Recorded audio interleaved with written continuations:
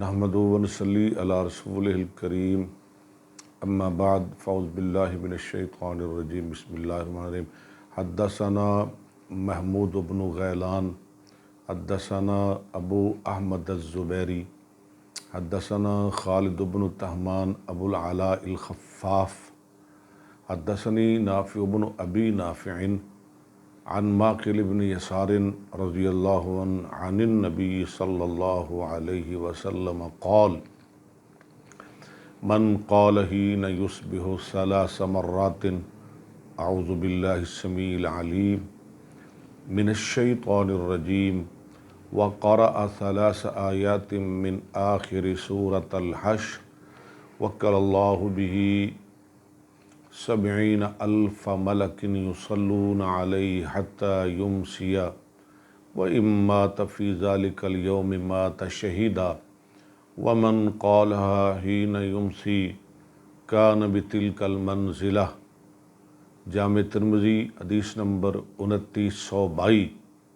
امام ابو عیسیٰ ترمذی رحمہ اللہ اپنی سند بیان کرتے ہوئے سیدنا حضرت ماقل بن یسار رضی اللہ عنہ سے روایت کرتے ہیں، وہ نبی صلی اللہ علیہ وسلم سے آپ نے فرمایا، جو کوئی صبح کے وقت 3 دفعہ یہ کلمات کہے، غور سے سن لیں، 3 دفعہ صبح کے وقت 3 دفعہ یہ کلمات کہے، اعوذ باللہ السمیع العلیم من الشیطان الرجیم، میں اللہ سننے والے جاننے والے کی پناہ میں آتا ہوں شیطان مردود سے۔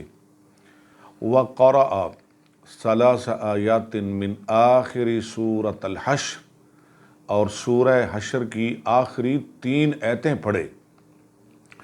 وکل اللہ بہ 70,000 ملک یصلون علیہ حتی یمسی، اللہ تعالیٰ 70,000 فرشتوں کی ڈیوٹی لگا دیتے ہیں، وہ شام تک اس کے لیے رحمت کی دعا کرتے رہتے ہیں۔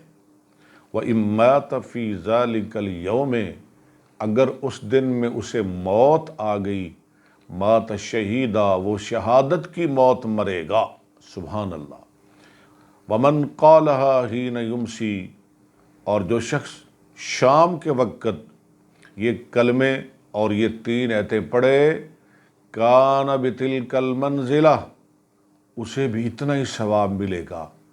ساری رات 70,000 فرشتوں کی دعا، اور اگر رات اسے موت آ گئی، اللہ شہادت کی موت عطا فرمائیں گے۔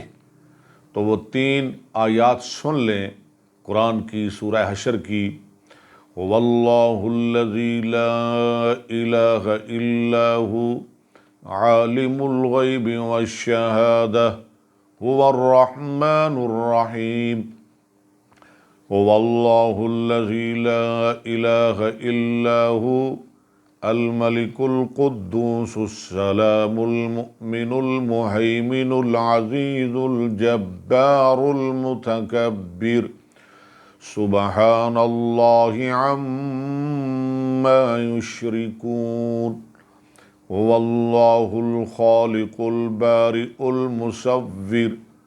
المصور له الاسماء الحسنى یسبح له ما في السماوات والارض وهو العزیز الحکیم۔ صدق اللہ العظیم۔